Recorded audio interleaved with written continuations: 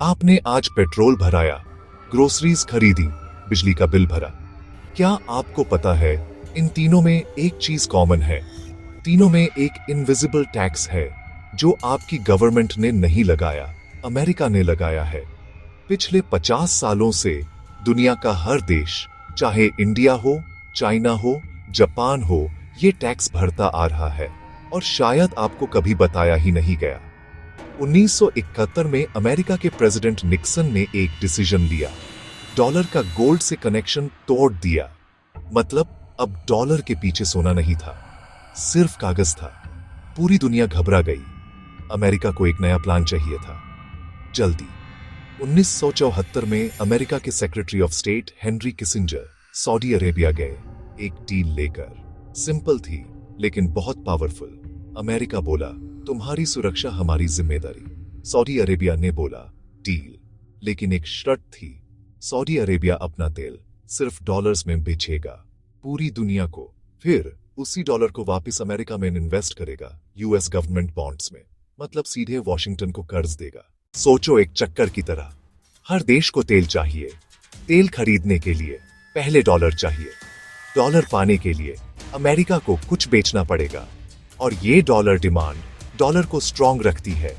Strong dollar America को सस्ता loan देता है, सस्ते लोन से अमेरिका की फौज चलती है। फौज समुंदर के रास्ते प्रोटेक्ट करती है और वही रास्ते डॉलर में पेमेंट लेते हैं। चक्कर पूरा हुआ। सऊदी अरेबिया ने न सिर्फ डॉलर में ऑयल बेचने के लिए रजामंदी दी, बल्कि अमेरिका का सबसे बड़ा क्रेडिटर भी बन गया।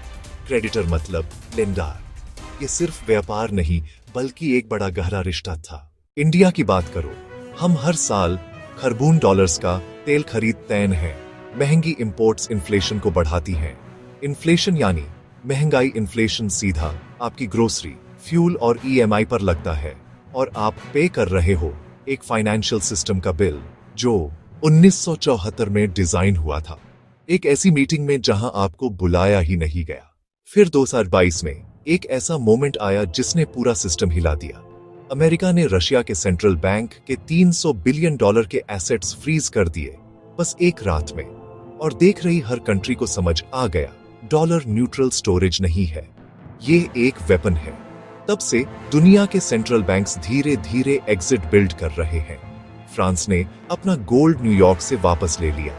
करीब 20 कंट्रीज अब ऑयल ट्रेड डॉलर के बिना कर रही हैं। 50 साल पुराना सिस्टम अब क्रैक हो रहा है। और अब सबसे बड़ा सवाल है, नेक्स्ट क्या है? पेट्रो डॉलर के बाद क्या आएगा? पेट्रो डॉलर फिर कोई कंस्पिरेसी थ्योरी नहीं है, ये एक डॉक्यूमेंटेड, रियल, डेलिब्रेट सिस्टम है जो 1974 में साइन हुआ था और आज पहली बार हिल रहा है। आगे क्या होगा वो पैसा और पावर पे मिलेगा। ये पूरी कहानी का सिर्फ एक हिस्सा है। इसका दूसरा और गहरा एंगल इंग्लिश में कैपिटल मेरिडियन पे कवर किया है हमने, लिंक नीचे है। और अगर आप हिंदी में ये एनालिसिस चाहते हैं तो आप सही जगह पर हैं। पैसा एंड पावर पे हम यही काम करते हैं।